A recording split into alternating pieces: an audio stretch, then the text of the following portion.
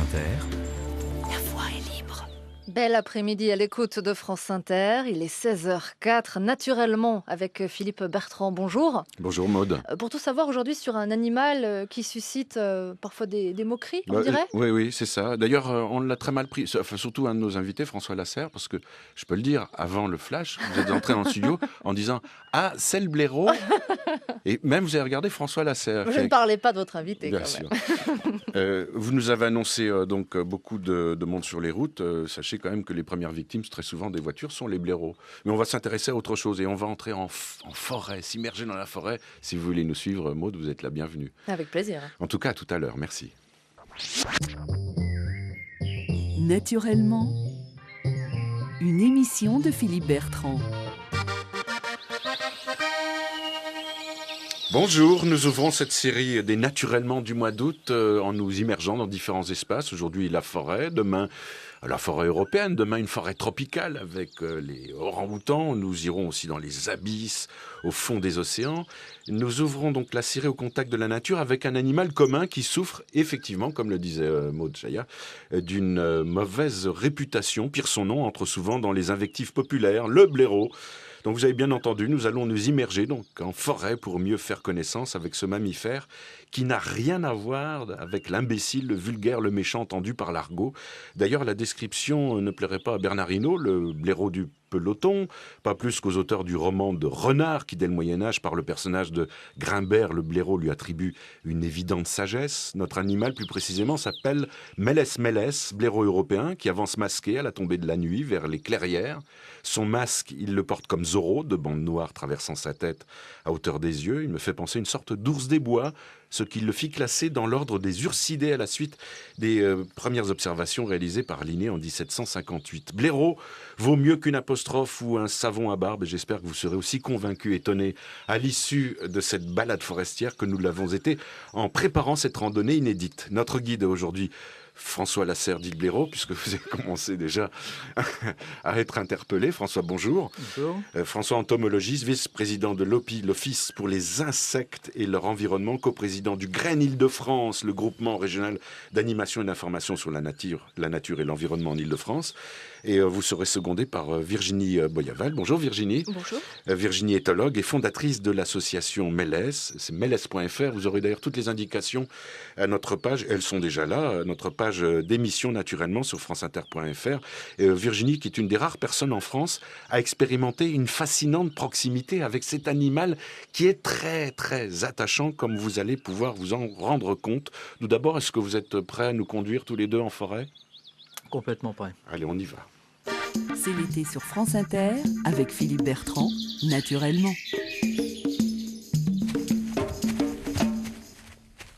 Voilà, alors c'est peut-être pas l'heure, François Lasserre, pour observer le blaireau. Là, nous commençons à marcher à l'intérieur de la forêt. C'est pas le moment judicieux à choisir. Non, ce qu'on dit, disons qu'on peut. Si on a repéré le terrier, c'est pas le moment. Il est un peu trop tôt, puisque c'est une bête qui va sortir la nuit, ou disons plutôt au moment où le soleil se couche. Donc ce qu'on dit, c'est que en hiver, il vaut mieux se préparer 1 heure avant le coucher du soleil à peu près. Et puis en été, plutôt 2 heures avant, parce que comme la nuit, la nuit va être courte, du coup, il veut quand même en profiter et pouvoir manger tout du long. Donc là, il est effectivement un peu tôt. Mais quand on débute, ça peut être la bonne heure, parce qu'il faut d'abord repérer l'endroit, repérer d'où vient le vent, etc. Et il faut bien être certain aussi de se mettre en face de la bonne gueule, c'est-à-dire la bonne entrée du terrier. La bonne gueule. C'est une organisation incroyable, parce que le terrier qui fait débat, et on en parlera avec Virginie, ces terriers sont immenses. C'est des réseaux de canalisation souterrains, ça peut aller jusqu'à 5 mètres sous terre, et s'étendre sur plusieurs hectares.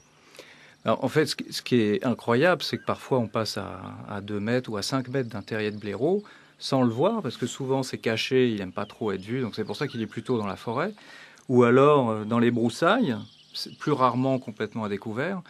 Et ce qui est incroyable, c'est qu'on passe tous les jours à côté de ça quand on se balade dans la forêt, mais quand vous connaissez, quand vous repérez le sentier du blaireau, quand vous êtes naturaliste ou spécialiste des carnivores, et que vous prenez quelqu'un par la main en lui disant viens voir, regarde, ça va mettre sûrement à un terrier de blaireau, et que vous lui montrez l'entrée la gueule justement du terrier de blaireau. Il se dit mais qu'est-ce qui s'est passé? Il y a un obus qui est tombé là. Il pense même à un travail humain tellement le terrier est absolument énorme. On peut pratiquement rentrer au moins la tête et les épaules au début à l'entrée du terrier. Donc c'est absolument surprenant déjà, sans avoir vu la bête. C'est déjà impressionnant. Et puis alors, on voit l'énorme monticule de la terre qu'il a sorti, parce que c'est parfois des mètres cubes, plusieurs mètres cubes de terre qui sont sortis.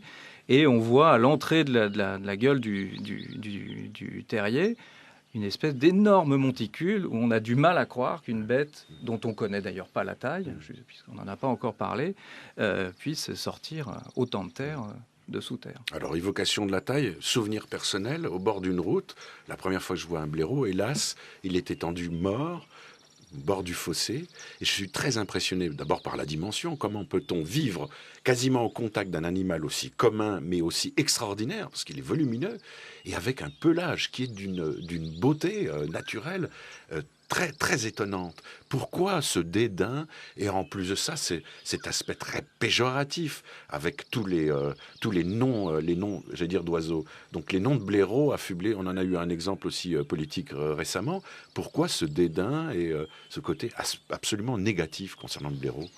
Je pense qu'il y a plusieurs explications. Virginie, on a certainement d'autres. Je pense qu'on est quand même dans un pays où on n'est pas très faune-flore d'origine, donc on ne s'intéresse pas forcément, et on a très peu de sciences de la nature au cours de notre cursus éducatif. Et puis, on a beaucoup, les Français, donc comme on s'y intéresse pas, on nous apprend pas grand-chose. Du coup, ce dont on entend parler de la nature vient souvent de ceux qui sont dans la nature. Et en France, parmi les professionnels de la nature, il y a aussi les chasseurs. Donc, ils vont classer les animaux. Donc, un blaireau, par exemple, c'est du gibier. Voilà, et donc, comme les chasseurs et les agriculteurs et les paysans, souvent, ont une image très négative du blaireau qui vient leur chipper de temps en temps un peu de nourriture, bah, du coup, l'urbain, le peu d'infos qu'il peut avoir sur le blaireau, ça va surtout être ça. Et aussi, comme l'urbain ne le voit pas à part mort sur le bord des routes, parce il est quand même caché au fond de son terrain, donc la journée, c'est impossible, à moins d'avoir un appareillage très sophistiqué. Et le soir, c'est quand même compliqué, même si c'est tout à fait possible, on va en parler. Du coup, cet animal n'existe pas. Le dédain et le mépris, Virginie Boyavel, concernant le blaireau? Oui, et puis c'est vrai qu'il y a aussi beaucoup de gens qui en ont peur.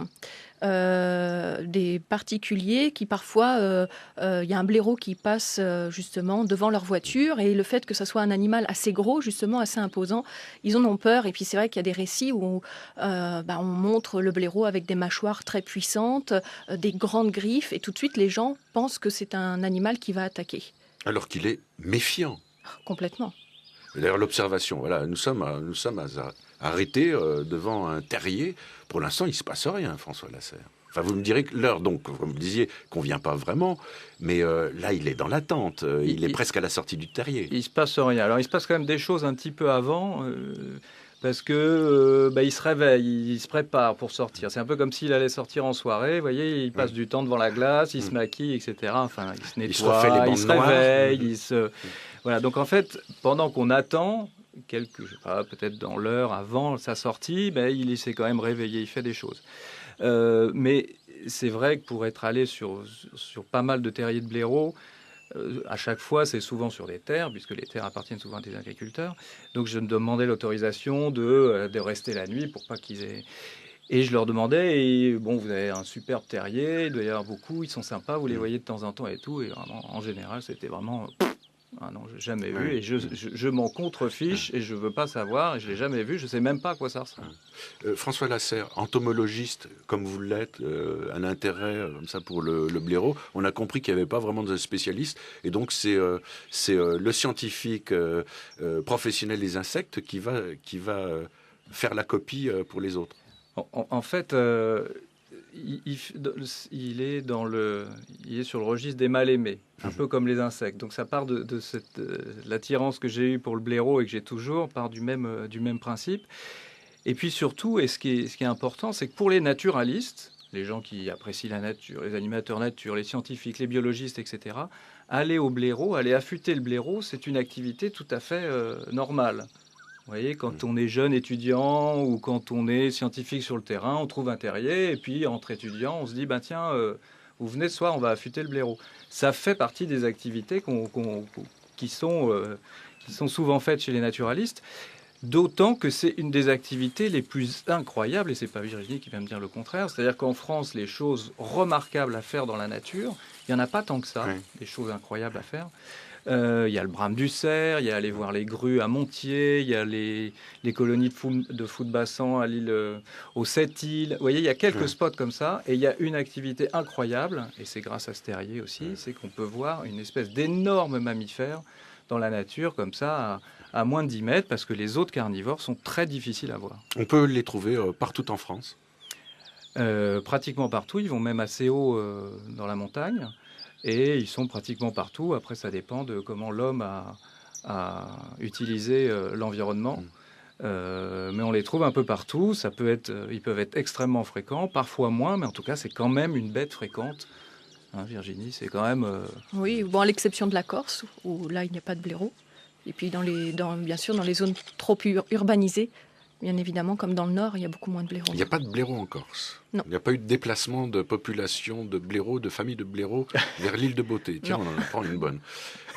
Avec l'évolution de la forêt, parce que contrairement à ce qui est pensé aujourd'hui, et nous consacrerons naturellement à cela, au bocage, et en particulier au bocage bourbonnais, c'est que le bocage disparaît de plus en plus avec l'arrachage depuis de très nombreuses années des haies et de certains arbres qui font partie des haies.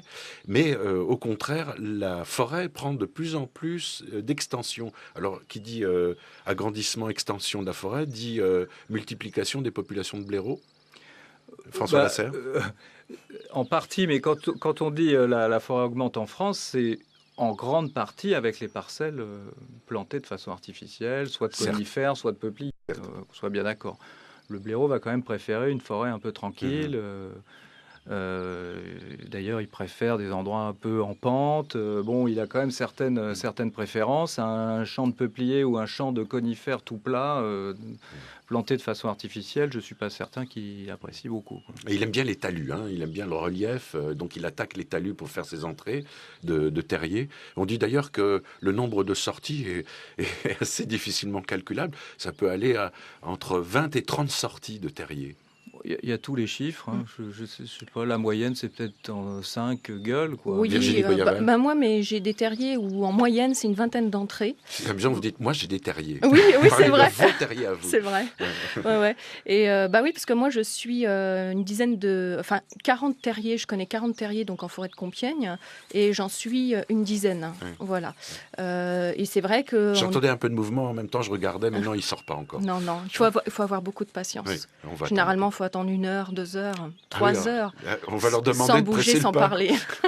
Non, nous, c'est 50 minutes, famille blaireau, donc vous allez sortir quand même plus vite, voilà. S'il vous plaît. Mais donc, c'est vrai que des fois, on a des terriers beaucoup plus grands. Et il y a eu des terriers recensés à 180 entrées en Angleterre. C'est le plus grand terrier. 180 gueules, donc. Chose extraordinaire, c'est que les terriers peuvent se transmettre de génération en génération. Oui. Ça, c'est incroyable. Ouais. C'est-à-dire qu'un terrier peut être habité pendant 100 ans. Oui, complètement. Ouais. François Lasserre, c'est fabuleux, ça. Oui, alors habité par des blaireaux. La transmission de l'habitat. Habité par des blaireaux et puis par d'autres, par des squatteurs, parce que c'est tellement... c'est des entrées tellement faciles qu'il y a des squatteurs, enfin des utilisateurs. Donc il y a des lapins, des renards qui vont l'utiliser, des furets aussi. Attendez, non, pardon, les furets, des putois, pardon. Explication, alors la nuance, parce que là parce qu'un furet, c'est un putois albinos domestiqué, donc le furet, il est plutôt en ville, alors que le putois, voilà, c'est la souche sauvage. Et puis il y a aussi des insectes, là c'est l'entomologiste qui parle, il y a des hyménoptères sociaux, pour être technique, plus facilement des guêpes, que vous aimez bien, je crois, et des bourdons qui peuvent s'installer dans des galeries. Donc voilà, je ne sais pas s'il y a d'autres... Alors, il y a aussi du chat forestier, donc espèce protégée. Le chat forestier ? Le chat forestier qui va cohabiter même dans des terriers occupés par des blaireaux. Rien à voir avec le chat sauvage. C'est la même chose. C'est la même chose. Oui, tout à fait. C'est la même espèce. C'est une autre dénomination. C'est une espèce, alors ça n'a rien à voir avec le chat errant, parce que souvent quand on dit chat sauvage, on pense à un chat errant. Ça n'a rien à voir, c'est vraiment une espèce bien à part. Et on a aussi les chauves-souris. Moi, j'ai vu du petit rhinolophe sortir justement d'un terrier de terre, parce qu'il y a des terriers sous des roches et des terriers complètement sous la terre. Les chiens vivrains squattent, je crois aussi. François Lasserre, Oui. squatter. Le chien Vivrain. Le chien vivra. Oui, c'est une espèce de mammifère. Ah oui. Oui. Oh, mais j'en apprends tous les jours. Mais c'est quoi? Attendez, expliquez, c'est quoi C'est le pas une chien espèce endémique de chez nous aussi. Non, Ouais. ça s'est échappé. Il y en a pas dans toute la France, mais voilà, c'est une espèce de gros mammifère qui ressemble un peu à une espèce de grand blaireau, un peu plus haut sur pattes. Ah oui. La cohabitation se fait réellement entre ces différentes espèces au sein des terriers? Oui, parce qu'on ne voit pas le blaireau, le lapin et le renard débattre et regarder la télévision le soir. Non, ils sont pas dans les mêmes chambres parce qu'il y a des compartiments, mais surtout s'ils venaient à se battre, le blaireau mangerait le lapin et le tuerait, puisqu'il y a des blaireaux qui mangent des lapins. Non, il sort toujours pas. Non, mais je regarde. Oui, je crois que celui-là, on a attendu 3 heures, donc ah oui. il va falloir patienter. Oui, parce que vous nous avez conduit vers un terrier là qui, pour l'instant, est sans mouvement, sans vie. Eh bien, c'est parfaitement ça, l'affûtage du blaireau. Et donc, oui, non, ce sera un carnage si le renard et le blaireau se battaient. Quoi. Justement, ils cohabitent très bien ensemble. Oui. Et d'ailleurs, il faut savoir que souvent, ça surprend justement que le renard, lapin et blaireau peuvent vivre ensemble dans le même terrier, mais le renard ne touchera pas au lapin qu'il y a dans son terrier. Il le garde quelque part en réserve, en garde-manger, au cas où s'il n'y a plus rien à manger dans la forêt. Quoi. C'est fabuleux. Est-ce qu'ils ont réfrigérateur commun, leurs chambres respectives, et tout ça se passe quasi en parfaite harmonie. On imagine donc une harmonie animale sous nos pieds. Et ça, c'est quand même assez extraordinaire. Dernière chose qu'on n'a pas dite, c'est quand même la taille. Parce que j'ai dit, celui que j'avais vu, hélas, mort sur le bord de la route, était plus gros qu'un chien, quasiment. Ça dépend des chiens. Il est plus gros. Oui, ça dépend de quel chien. Voilà. Alors moi, c'est un Golden Retriever, pour tout vous dire, mon chien. Je suis pas hyper fort en chien, mais en tout cas... C'est le labrador à poil long, si vous voulez. Un peu plus petit. Bon, ça fait un peu moins d'1 mètre. Sans la queue, ça fait environ 12-15 kilos environ. Après, il y a les variations, et puis ça varie aussi en fonction des saisons.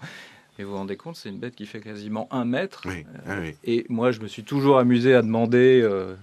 n'importe où, et vous avez déjà vu un blaireau, non, à votre avis, quelle taille ça fait, etc. Enfin, on m'a tout décrit, mais rarement quelque chose de grand comme ça. Avec une différence de taille entre le mâle et la femelle? Très légère. Oui, Virginie, très légère. Il y a un dimorphisme sexuel très peu prononcé chez le blaireau. Bon, le mâle, il est peut-être un petit peu plus costaud, ou il a une tête un peu plus large et un peu plus courte, et la femelle a une tête plus fine.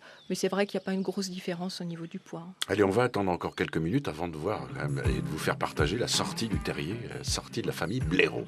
Blaireau, mon vieil ami. Blaireau. Renard, on est venu pour me convaincre de quitter le bois de Katsu? Non, je regrette. Je ne pourrai jamais quitter cette maison. C'est chez moi, tu comprends? Blaireau, je suis désolé d'avoir été un peu dur avec toi. Un renard qui regrette de ne pas avoir été gentil? Alors je suis déjà arrivé au paradis. Découvrez cet été tous les secrets de la nature avec Philippe Bertrand sur France Inter. Alors vous avez entendu Saint-Michel, ceci n'est pas une chanson, et puis les animaux du bois de 4 sous, puisqu'avec François Lasserre et Virginie Boyavel, on expliquait la cohabitation harmonieuse qui peut se faire sous terre entre différentes espèces, et en particulier entre notre cher blaireau et le renard ou le lapin, par exemple.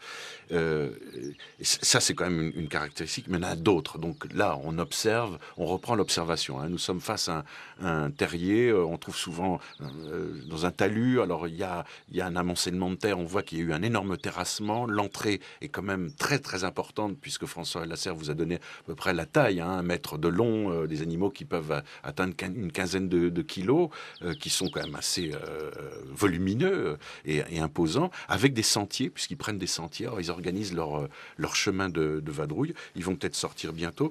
Alors c'est surtout cette vie clanique qui est très étonnante. Est-ce qu'elle est très organisée, cette vie, François Lasserre? C'est ce qu'on se disait tout à l'heure, c'est une espèce d'intermédiaire, c'est une vie, je ne sais pas s'il y a un terme technique d'ailleurs, c'est pas extrêmement socialement, c'est pas une vie sociale, extrêmement organisée, contrairement à certains carnivores comme les loups en Europe ou les lycaons en Afrique. C'est une espèce d'intermédiaire, mais c'est vrai que par rapport aux autres mustélidés, on n'a pas dit que c'était un carnivore de la famille des mustélidés, Exact. avec les belettes, les fouines, les martres, la loutre, etc. Toutes ces petites bêtes qui sont très chasseuses et qui vont très très vite et qui sont toutes solitaires. Alors que cette bête-là, le blaireau, lui, a effectivement une espèce de pseudo-organisation sociale avec des blaireaux, des blairelles et des blairotins. Des blairotins, merci Parce qu'on pour ne l'a pas la dit, et déclinaison. c'est effectivement. rare les animaux qui ont un féminin et un autre pour désigner les jeunes. Ils ne sont pas tous dans ce cas-là. La propreté et l'organisation de l'habitat, c'est quelque chose de phénoménal, puisque le blaireau peut changer à plusieurs reprises dans l'année sa litière. Oui, il est hyper propre. D'ailleurs, quand on a Virginie, le premier truc, puisqu'on est allé en affût récemment, le premier truc qu'elle a fait, c'est qu'elle a plongé sa tête dans le terrier pour savoir si c'était un renard, parce que là, ça pue, ou un blaireau. Ah oui. Et ça sent très bon. Ah oui. On pense le contraire, d'ailleurs. Et on pense le contraire. Ouais, ça doit sentir mauvais. J'ai un extrait là d'une encyclopédie de 1770 qui parle alors à propos de l'odeur du blaireau, parce que c'est quand même incroyable, c'est ça, parce que tous ceux qui ont mis leur truffe dans un terrier de blaireau savent que ça sent pas mauvais. Alors la définition, c'est blaireau puant. Le père là-bas dit que c'est le plus grand péteur, le plus puant animal qu'il y ait sous le soleil. C'est par les vents empoisonnés qu'il arrête et éloigne l'ennemi qui le poursuit. Oui, 1770. Bon, voilà, en tout cas, l'erreur a été corrigée depuis, et fort heureusement. Et donc, Virginie Boyaval, le blaireau organise des latrines et creuse des latrines à l'extérieur du terrier. Tout à fait. Alors, il va avoir quelques latrines dans son terrier, à l'intérieur de son terrier, Mais en dehors des chambres. en dehors des chambres. Voilà. Ouf, ça me Donc en rassure. fait, les latrines, pour expliquer justement, ce sont des trous que le blaireau y creuse. Il va faire ses besoins à l'intérieur et il ne va jamais les reboucher. Et donc il faut savoir que 70% des latrines délimitent le territoire. Donc si vous êtes en forêt, que vous trouvez donc une latrine de blaireau, ça ne veut pas forcément dire que vous allez trouver le terrier, parce que un territoire de blaireau est très grand. Et donc voilà, mais effectivement, le blaireau est très propre. On ne retrouvera pas des restes de nourriture devant son terrier. Il va creuser les terriers, donc ça sera très très propre devant son terrier. Attendez, on l'entend parler là. Oui. Il communique comment? Il fait 16 cris différents. Vous les avez répertoriés? Alors, c'est pas moi, il y a eu des études anglaises. Moi, j'ai repéré d'autres cris par rapport à mon travail avec les blairotins, des nouveaux cris justement qui n'étaient pas répertoriés dans les 16. Donc le vocabulaire s'est étendu grâce à vous. Oh, Enfin, par vos observations et Voilà. vos études. Oui. Ce sont des cris qui sont associés à certaines situations. On a pu les cataloguer Oui. très précisément. Oui, tout à fait. Le blaireau, quand il est content, il fait... Voilà, par exemple. Je fais la même chose. Il rigole, quoi. C'est Voilà. ça. Et c'est vrai qu'effectivement, en fonction de l'âge du blaireau et en fonction de ce qu'il veut signifier, ça va être des cris différents, tout à fait. Je reviens à l'histoire de ce charme, parce qu'on a entendu un extrait de l'histoire des animaux du bois de 4 sous. C'est un personnage, enfin je dis c'est un personnage, on a toujours l'anthropomorphisme dès qu'on parle des animaux, mais un personnage de dessin animé. Walt Disney aurait pu le dessiner, il l'a fait d'ailleurs, il y en a d'autres qui l'ont fait. Et il a ce côté ours commun, ours de nos... voilà, il n'est pas content, là, je ne sais pas ce qu'il dit. Ouais. Je pense qu'on les dérange un peu, mais bon. Il a ce côté, effectivement, dans la première classification des ursidés, ce côté petit ours fort sympathique. C'est vrai que de par son attitude, déjà, il a un peu une allure un peu pataude. C'est vrai qu'il marche comme un ours, il est assez trapu. Et aussi, c'est ce qui est très rigolo, c'est quand ils vont s'installer pour faire leur toilette. Ils vont se mettre sur leurs fesses et se gratter le ventre. Oui, Et ça ressemble, ça fait vraiment penser à un ours, quoi. Alors là aussi, autre particularité de l'organisation familiale du blaireau, c'est que la toilette est mutuelle et collective. François Lasserre. Oui, alors c'est pas le seul animal, mais il y a plein d'animaux qui ils sont quand même un peu les uns sur les autres dans une petite maison, donc ils ont vraiment l'habitude d'être collés les uns aux autres. Et on se nettoie, on joue, Bon, ils l'ont déjà fait longtemps sous terre, et puis une fois qu'ils sortent, ils continuent à faire le ménage.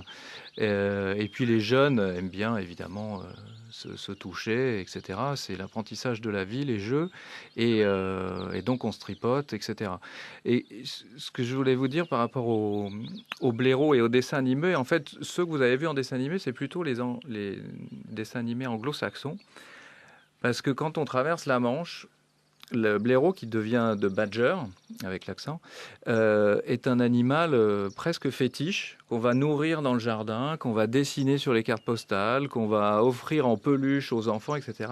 Donc il y a quelques dessins animés récents, mais qui étaient plutôt anglo-saxons, où on voit des blaireaux qui étaient très bien faits. D'ailleurs, je n'arrive plus à me souvenir de ce film-là. Je crois que c'est dans Narnia. Il me semble qu'il y a des blaireaux dans des terriers qui sont redoutables. Et le blaireau est aussi emblème, blason dans Harry Potter. Exactement. Donc les Anglais l'adorent parce que voilà, ils communiquent avec le blaireau, ils les nourrissent même, ils en ont dans leur jardin. Et vous avez des cartes postales de blaireaux partout. Vous traversez la Manche. On revient à la politique. Ils ont eu Tony Blair, donc. C'est vrai. Ce qui est relation de cause à effet, non, ça n'a rien à voir. Il y a même une bière. Boyaval. Il y a même une bière. L'emblème, c'est le blaireau. Ah oui. Qui est anglaise d'ailleurs. Oui, Ouais. tout à fait. Ouais. Alors, est-ce qu'ils vont sortir du terrier parce que c'est un petit peu gênant. Enfin, vous pouvez.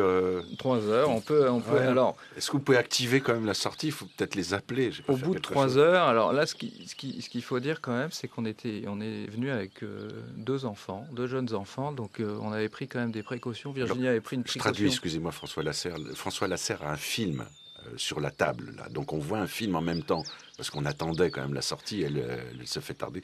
Donc là, on regarde le film. Voilà, parce qu'une des spécialités de Virginie, c'est quand même de filmer, et Oui. elle a fait un magnifique documentaire sur le blaireau. Exact. Donc là, ce sont des images de Virginie. Et il y avait mes 2 enfants, donc on était venus vraiment, Virginie avait pris un maximum de précautions, donc sachant pas si ces enfants, ces grands singes allaient faire beaucoup de bruit ou non. Du coup, on a attendu assez longtemps, je crois que c'est 3 heures, et au bout de 3 heures, enfin, Ça sort. comme par miracle, Hop, il y a une petite tête qui passe. Ah bah oui, c'est bien lui, c'est le blaireau, donc avec ce fameux masque noir sur les yeux. Il est très méfiant, il renifle un tout petit peu à l'extérieur, progressivement, pour voir s'il n'y a pas de danger. Et c'est un peu l'éclaireur. voilà, c'est l'éclaireur. Et ce qui est souvent embêtant, c'est que le monticule est tellement énorme qu'il cache un peu l'entrée. Et c'est en même temps pour lui une espèce de protection aussi.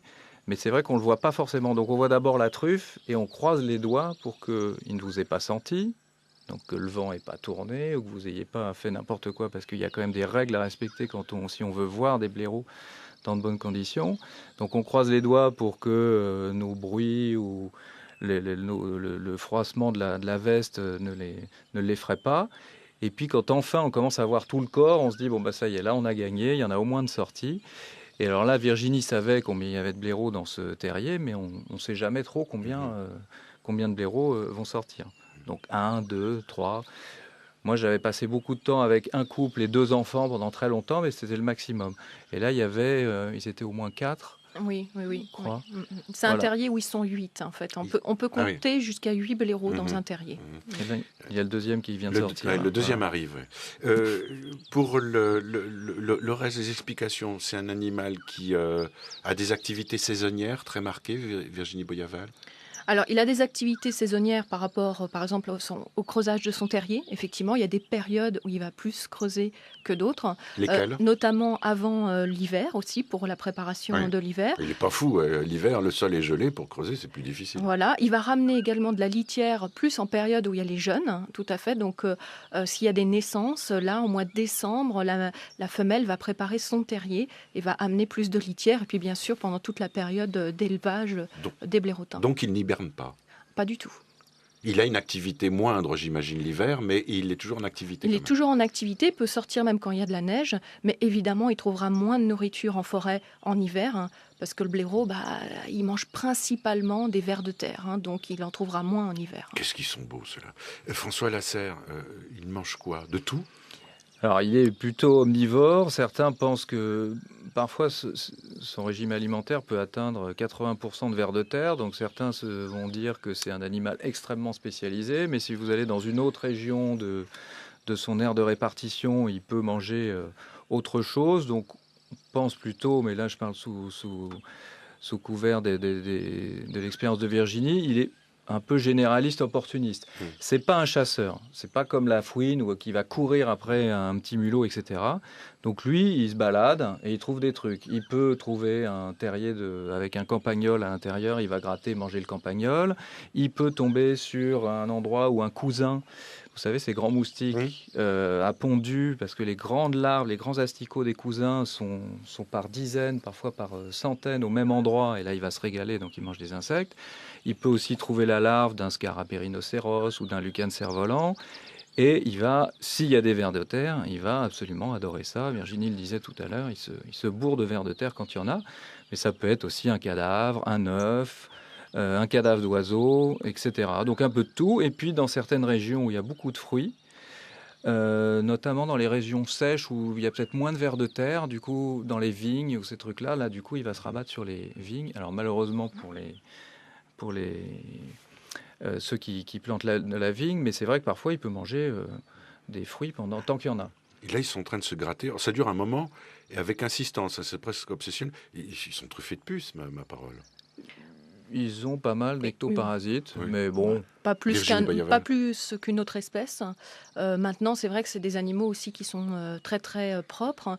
Et pour eux, c'est aussi un moyen aussi de conserver le lien social entre eux.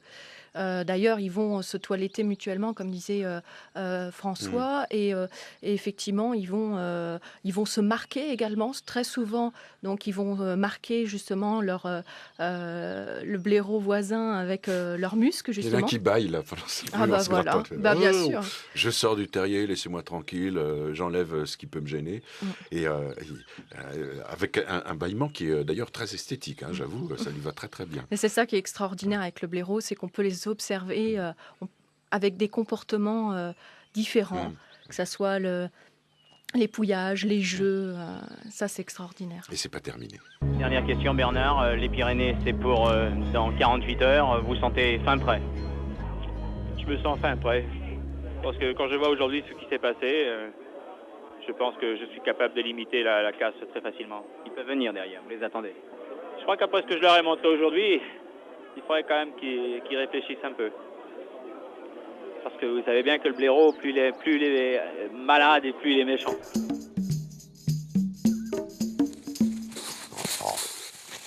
Une belle déclaration de Bernard Hinault, le blaireau, comme on le disait, du peloton, pour Naturellement sur France Inter aujourd'hui, le blaireau avec François Lasserre et Virginie Boyaval. Vous avez entendu Girls in Why Words Are in the Woods. C'est vrai que le blaireau, plus il est malade et plus il est méchant, Virginie Boyaval? Malade, non. Si on l'agresse, oui. Ouais. Alors, en ce moment, il est agressé, donc il faut surtout protéger nos troupeaux bovins avec cette tuberculose bovine qui serait transmise par les blaireaux. Est-ce le cas? Et est-ce que éradiquer, ce qui est impossible, éradiquer les populations de blaireaux, puis nous on est contre. Enfin, moi j'aime les animaux, j'ai pas envie de les tuer. Alors attention, avant de parler justement de la tuberculose, ce sont déjà c'est une maladie qui existe depuis assez longtemps. On s'est rendu compte effectivement que le blaireau pouvait attraper cette maladie par les bovins à la base. C'est un problème de bovins. Mais il n'y a pas de bovins dans les terriers de blaireau, bon sang de bon sang. Non, mais disons que là, dans certaines régions comme en Côte d'Or, il y a des élevages de bovins. Les bovins donc attrapent cette maladie, c'est une bactérie. Et les blaireaux, quand ils vont dans les pâtures où il y a des vaches, ils peuvent inhaler en fin de compte et attraper cette bactérie. Alors ça, c'est un prétexte, parce qu'avant, il n'y avait pas de tuberculose chez le blaireau. Et eh bien, il était autant persécuté, quoi. Il y a du déterrage. Alors, c'est presque une tradition d'une chasse, d'une vénerie sous terre, qui consiste donc à lâcher des chiens, à déterrer, à creuser des galeries pour fendre le passage au blaireau et de le sortir, de le prendre avec une pince, une grosse pince, avant de le négocier. Voilà. Ils le prennent avec des pinces. Il y a des pinces de pattes et des pinces de cou. Ce qui ne veut pas dire prendre avec des pincettes. Non, loin de là. Il y a même des déterreurs qui mettent aussi qui soudent des clous pour faire encore plus souffrir l'animal. Voilà, donc en fait, à la base, c'est une chasse, c'est pour faire travailler les chiens. Il existe des concours, d'ailleurs, des championnats de déterrage, où, en fin de compte, il y a des personnes, un jury qui est là pour juger le travail du chien, le travail des hommes. Donc, ils vont déterrer les blaireaux, ils vont le tuer et ensuite le renterrer dans le terrier. Donc, on n'utilise rien, on ne le mange pas. On n'utilise absolument rien. Donc c'est vraiment avant tout par plaisir. Mais le chasseur vous dira qu'il participe à un équilibre naturel. Ben moi, je saurais quoi leur répondre. Tout simplement parce que justement, alors bon, l'équilibre, on n'a pas besoin de déterrer le blaireau. C'est vrai qu'ils vont nous dire qu'il faut réguler la population de blaireaux. Il faut savoir que c'est une espèce, comme beaucoup d'espèces d'ailleurs, comme le renard, ce sont des espèces qui vont s'autoréguler. Donc on n'a pas besoin de l'homme justement pour l'autorégulation. Le blaireau s'autorégule. Et dans s'autoréguler, il y a auto d'abord, route, et puisque la moitié quand même de la population passe sous les roues des voitures. Tout à fait. Il y a cela. Les blaireaux peuvent mourir de différentes maladies, de maladies respiratoires, notamment dues à l'humidité des terriers, de famine. Alors là, on est dans une période aussi où le sol est très très sec. Et donc, il y a de nombreux blairotins qui meurent. Il faut savoir que voilà, des fois, les gens sont contents. Il y a 2 ans, de mars jusqu'au mois d'août, il ne pleuvait pas. Moi, j'ai retrouvé des cadavres de blairotins sur des terriers. Donc, ça, c'est une réalité, quoi. Dans la législation, François Lasserre, vous nous disiez tout à l'heure que le blaireau faisait partie du gibier autorisé à la chasse en France, mais il n'entre pas dans les nuisibles. Alors, à quoi bon le tirer ? Il a longtemps été nuisible. Maintenant, il est autorisé d'être chassé.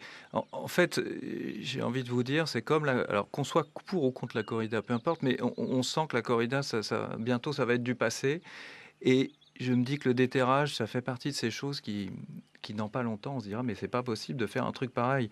On a inventé des chiens pour aller dans des terriers, les fox terriers que vous connaissez, qui sont faits pour ça. Et il faut que vous réalisiez que des chasseurs envoient des chiens dans les terriers qui acculent les blaireaux au fond de leur champ, parce que le blaireau ne sort pas de son terrier quand il est ennuyé, il reste à l'intérieur, c'est vraiment sa protection.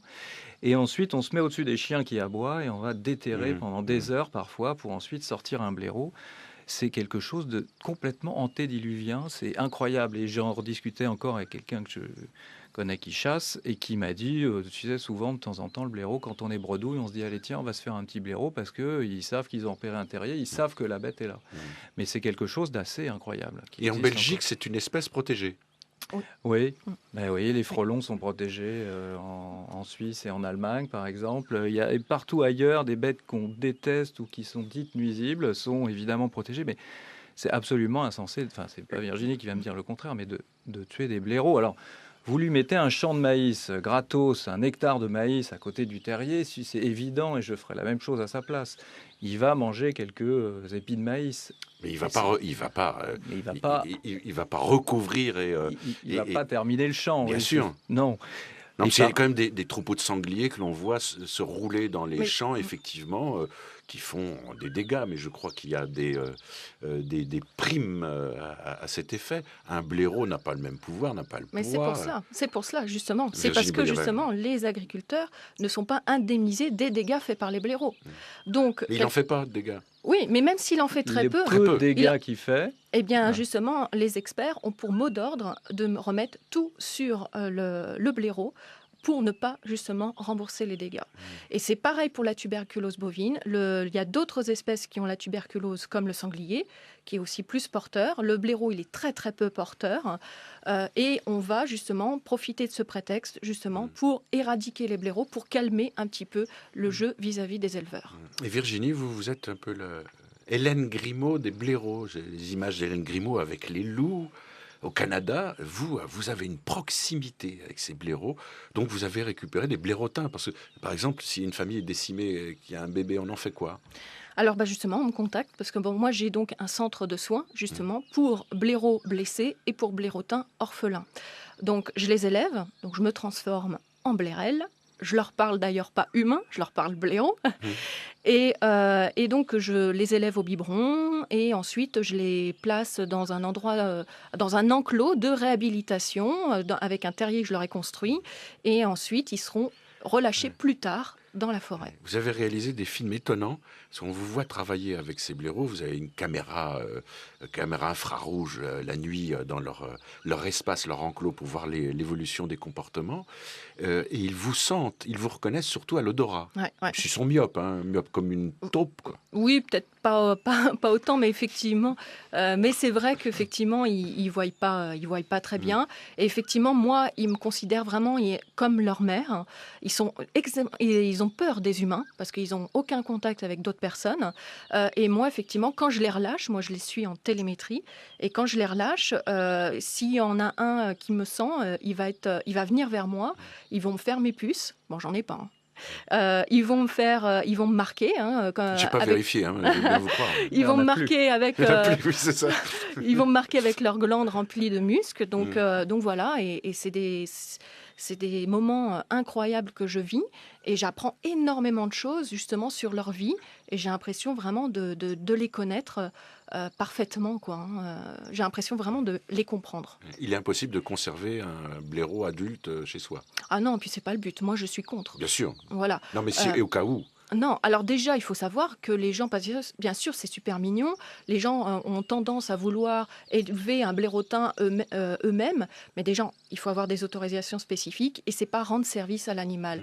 Car au bout d'un an, le blaireau veut reprendre son instinct sauvage, il veut retrouver la liberté. Sa place, c'est dans la forêt, c'est pas dans une maison. Et ça, il faut absolument pas faire ça, faut pas penser égoïste. Moi, quand je fais ça, je pense au blaireau avant tout. Bon, et puis d'autant François que Lasserre. c'est vrai qu'on aime, même si on n'aime pas trop les interdits, c'est de toute manière interdit de garder un blaireau chez soi. Mais la chose Sauf remarquable, pour en faire du du pâté. C'est ce que vous vouliez dire, non? Éventuellement du pâté, et surtout des pinceaux ou un pinceau à barbe. Un pinceau à barbe. Ouais, ça, c'est des élevages spécifiques dans l'Est. Oui, ça, Ah c'est, bon il faut des autorisations aussi pour ça. Ça, Mais attendez, ça vous aussi, avez- c'est quelque chose Virginie qu'on ne connaît Boyaval, pas vous beaucoup. avez des pinceaux à poils Tout à fait. artificiels quand même. Oui, artificiels, mais vous en avez encore beaucoup avec des vrais poils. Et il y a des élevages où on tue le blaireau pour fabriquer ces brosses qu'on trouve encore ici en France, dans les supermarchés. Ça, c'est pour ça que j'ai arrêté de me raser. Oui, ça j'ai vu. vous Oui. voyez. Ouais, ça vous va à merveille d'ailleurs. Mais alors, pour revenir sur le travail de Virginie, qui est absolument incroyable, en fait, dans toute la France, il y a un réseau qui s'appelle le réseau des centres de sauvegarde de faune sauvage. Où vous soyez en France, vous trouvez un animal sauvage blessé, ou vous tapez centre de sauvegarde de la faune sauvage, et vous allez trouver quelqu'un près de chez vous. Mais Virginie est tellement spécialisée que souvent... dis-moi si je me trompe, mais on t'envoie les blaireaux parce qu'ils sont moins pros que toi et du coup ils savent pas trop quoi en faire. C'est surtout que, à la rigueur, je ne vais pas dire qu'ils sont moins pros, mais disons que moi je récupère des blaireautins venant de toute la France pour former un clan. Parce que élever un blaireautin tout seul, c'est plus difficile, il va s'habituer plus à l'homme. Le fait que là, moi en ce moment j'ai 5 blaireautins, le fait qu'ils soient en groupe, ils se préoccupent de moins en moins de l'homme, justement de moi en l'occurrence, parce qu'il n'y a que moi qui s'en occupe, et donc c'est plus facile pour leur réintégration dans la nature, quoi. Une question personnelle, Virginie Boyaval, parce que là, vous me tendez un petit peu la perche. Comme vous nous avez dit que mieux vaut que le blaireau n'ait pas de contact avec l'homme, alors uniquement avec vous sur une période donnée, vous n'avez pas de vie de famille, si j'ai bien compris. Une vie de famille avec des blaireaux. Voilà, Ouais. exactement. Voilà. Ouais. Je cherche l'âme sœur. Ouais. Je fais un appel. Parmi les blaireaux, c'est ça. Bernard Hinault est déjà pris. Oui, Bernard Hinault, voilà.